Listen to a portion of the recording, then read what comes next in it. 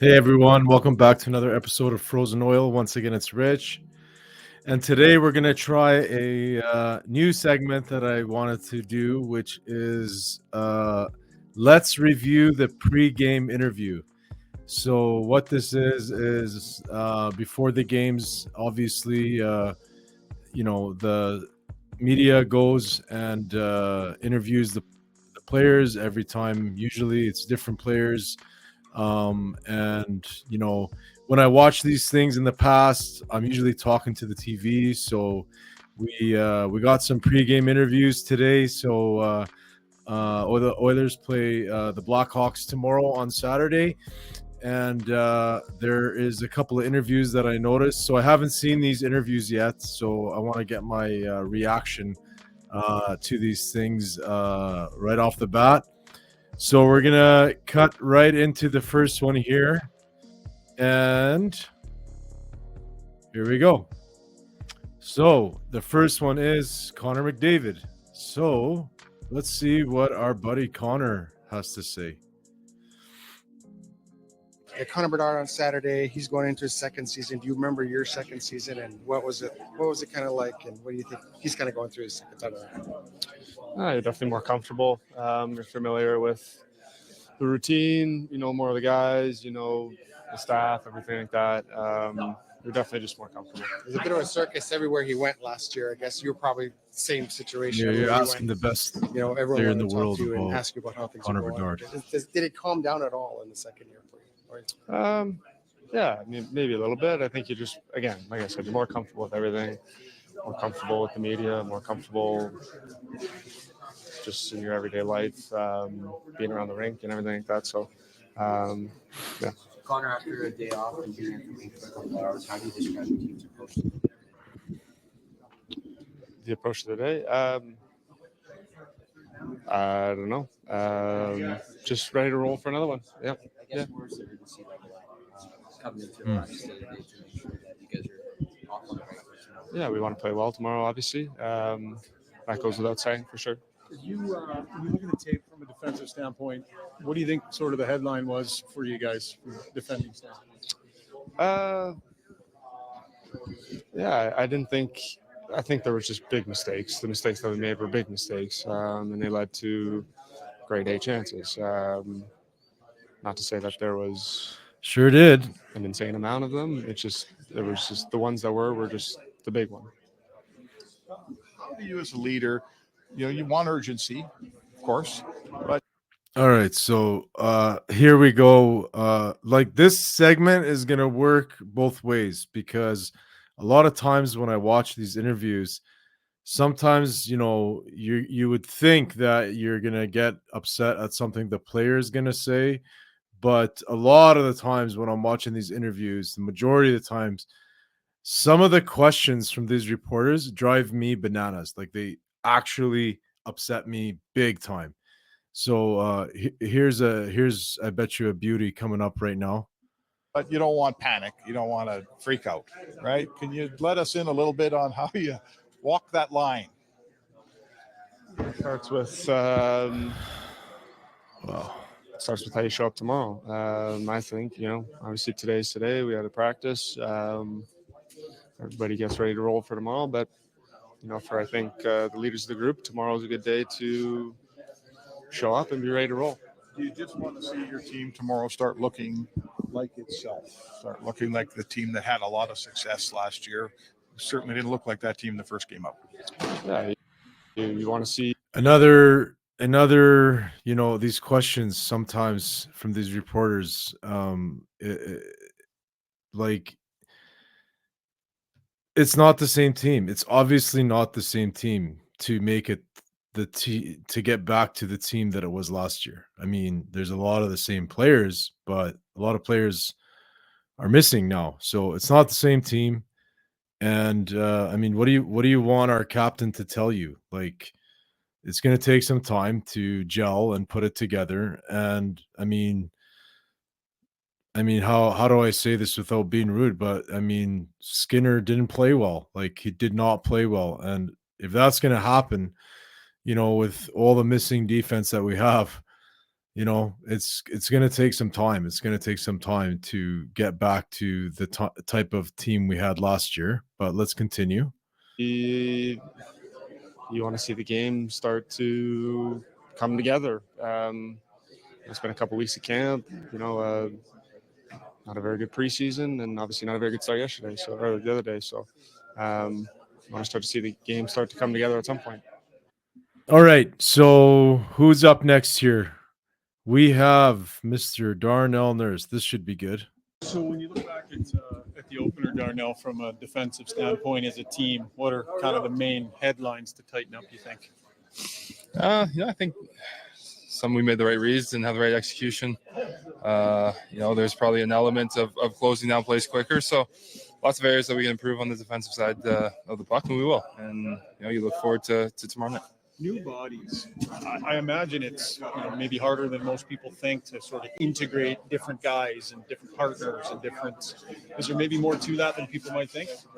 Yeah, I mean, it's obviously you can look at game one and say the world's over. I think there's just so much hockey to be played for our group, and there is that new bodies, man. The new essence of come on, buddy, and whatnot. But I mean, we've had a whole camp. We need you to play, man. We need you to play this year. Just cleaning up the details of the game.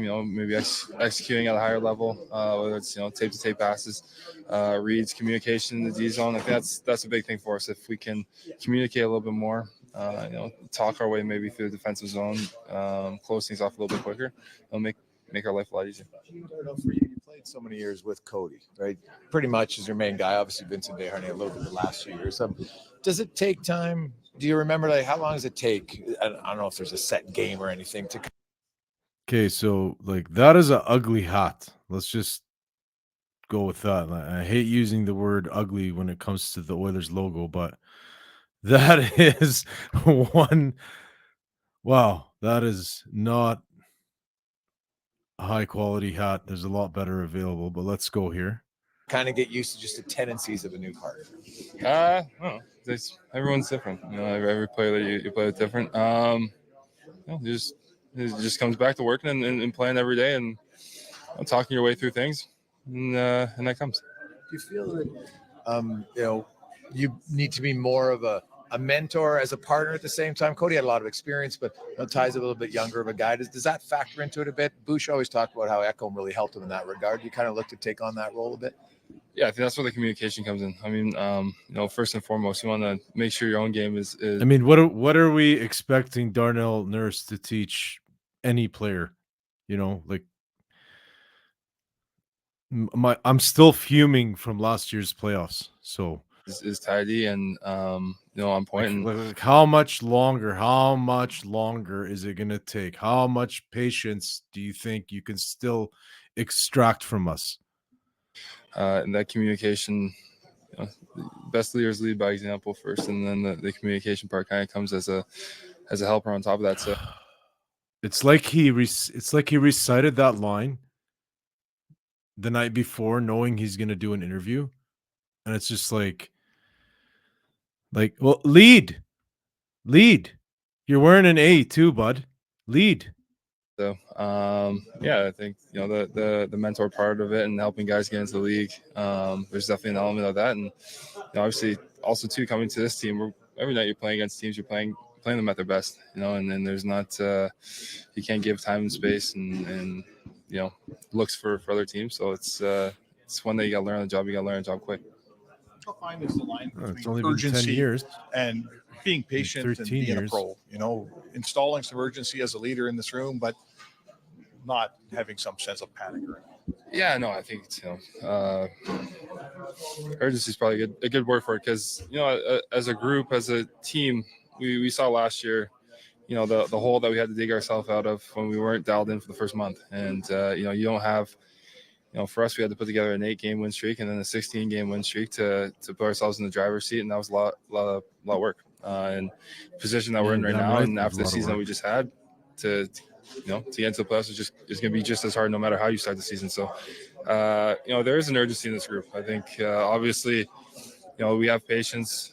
We believe each other. I think, our character in this room and how we're able to battle through things can't really be questioned after what we've done over the last few years. But with all that said, I think, for us, we know we need to play at a higher level, and there's a higher standard that we got. I'm still a little bit upset from the home opener there. Like, I need to see like tonight. If they lose tonight, if they lose to Saturday against the Blackhawks and start 0-2, and the Blackhawks are playing tonight in Winnipeg, so they're on a back-to-back. If they lose,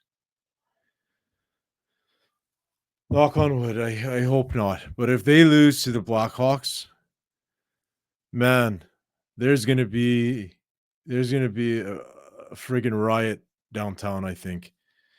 Like,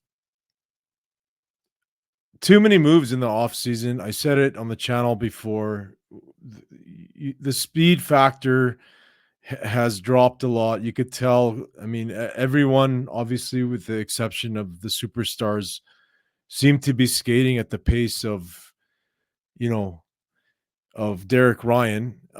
So, I mean, it's an older team. I think they're overdoing it a little bit by saying, "Oh, it's the oldest team in the league." No, but I mean,